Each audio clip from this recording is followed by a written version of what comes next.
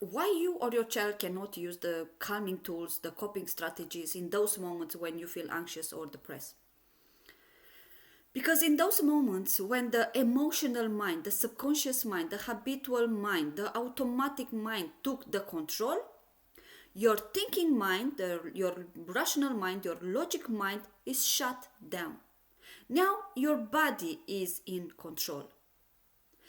Now, if you have those uncomfortable feelings or have those scary thoughts and you are avoiding what you needed to do, what you're supposed to do, you are programming your emotional mind to react the same way when you have to do the same thing. You need to understand this. Only you can change the habits. Only you can rewire, retrain your emotional mind to react differently. Only you can teach your emotional mind those calming tools, those strategies. But for this, you must apply them. You must apply them no matter how hard it is, how scary it feels. You must apply them and you must be consistent. And if you do this, you will see that slowly your emotional mind will stop making you feel those scary, unpleasant feelings. And the same things applies for your child. The second thing that I want to say is that in those moments when you feel anxiety, you must redirect your focus from the fear of the future to the present. Bring your focus, redirect your focus to the tool, to the exercise. You cannot feel safe if you are keep talking about how bad, how scary it is. This it will make you feel more scared, more anxious. And this is a skill that you need to practice. It won't happen overnight. But if you don't practice this, nothing will change. Another thing that I want to say is that if the tools you have, you know, don't resonate with you, ask yourself, what do I believe it will help me to calm my body, my emotional mind?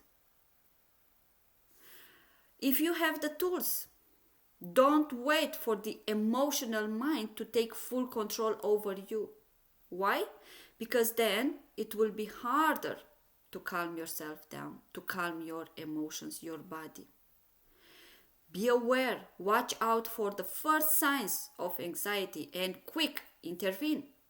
This way the anxiety won't go very high, and in this way you can use your thinking mind, your logic mind to calm the emotional mind. If your child or someone you love is having an anxiety episode, refuses to use the tools, it is very important in those moments you to keep the calm. Keep yourself calm. Why? Because, again, that person, that child is controlled by the emotional mind. The emotional mind took the control.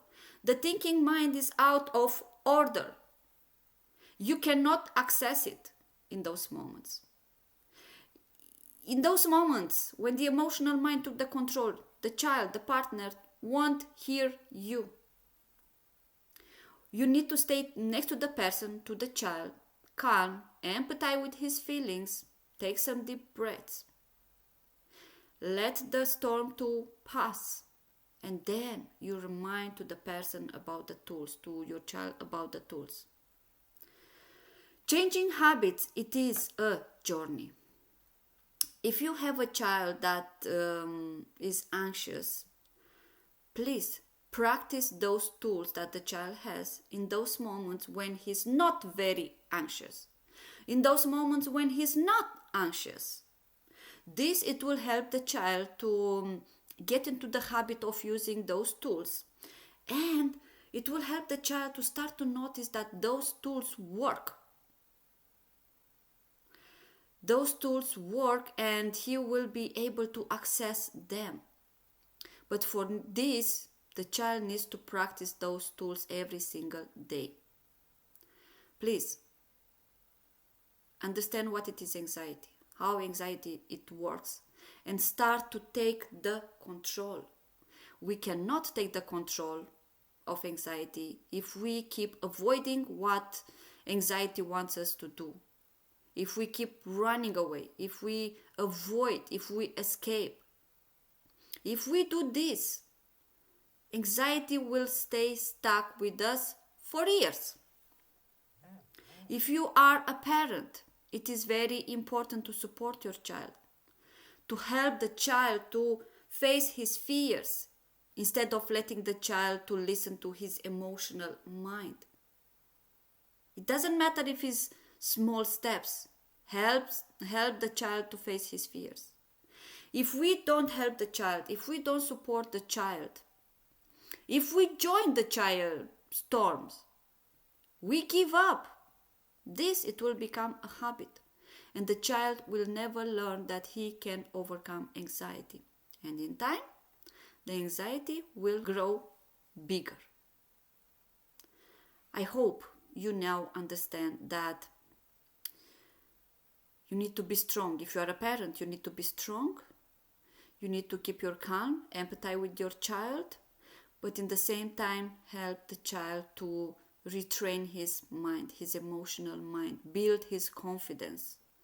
If the child runs away, avoid, the child will never learn that he can do things, that his fears weren't really that scary, that he can cope with. And the same applies to you. Remember this, when the emotional mind took the control, you need to calm the body, and for this you need to practice those tools. And then you use your thinking mind. I hope this video was helpful to you. If you like it, give a thumbs up. Thanks for watching.